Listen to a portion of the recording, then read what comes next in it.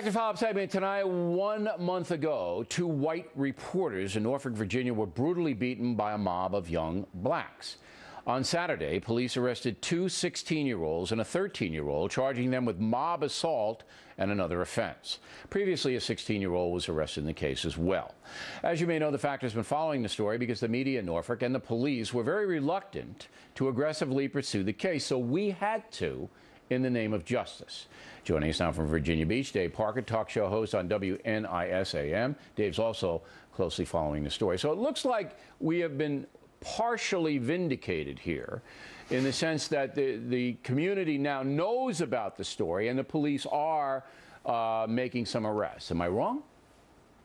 No, you're absolutely right. I mean, you know, the story goes that according to the two reporters from the Virginia Pilot who were attacked, that on that night, April 14th, about 30 people surrounded their vehicle. A small contingent of 5 people broke off, at least approximately 5 broke off, and attacked them viciously. And now 4 of those 5 have been arrested.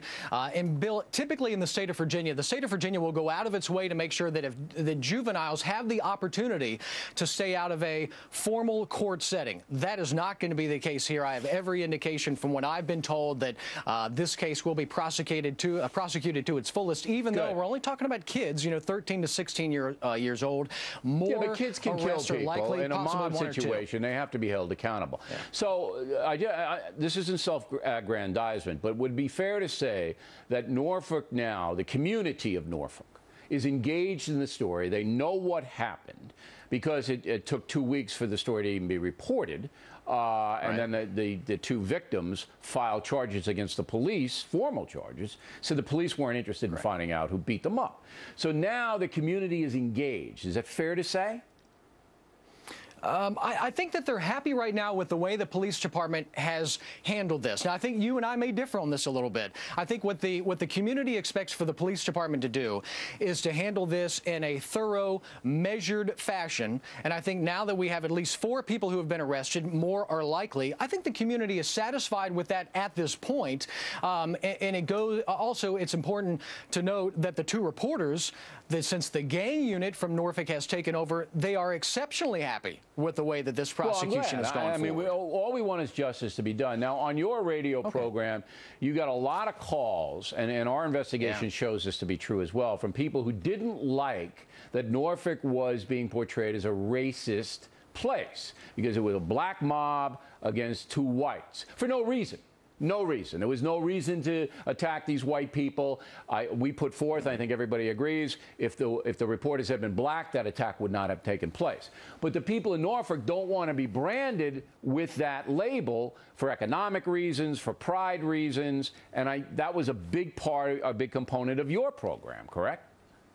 Yeah, I think part of the issue is that based on someone being in our town for a couple of hours, interviewing a couple of people on a bicycle for a short time, and then saying that Norfolk has a huge racial problem, you know, that's simply not the case. Norfolk, Hampton Roads, we are probably one of the most integrated, diverse societies or communities in all of the U.S. because of the fact that we are home to the biggest military base on the planet. So we've got people of all stripes and colors. Good people weren't the law-abiding people. We were saying that there were a mob of blacks who attacked 2 whites simply because they were white. There's no other reason on earth, okay?